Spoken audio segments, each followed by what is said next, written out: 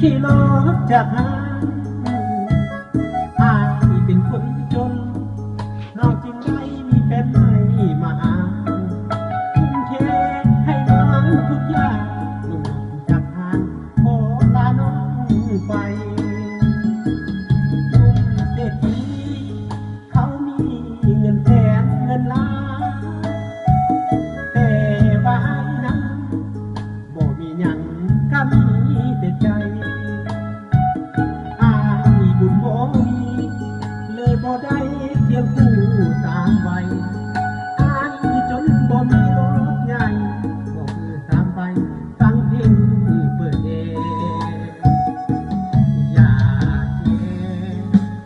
อายน้องเลยตามไปไปมีคนใหม่คนคืออายบ่สมน้องแท้อายผู้ผิดหวัง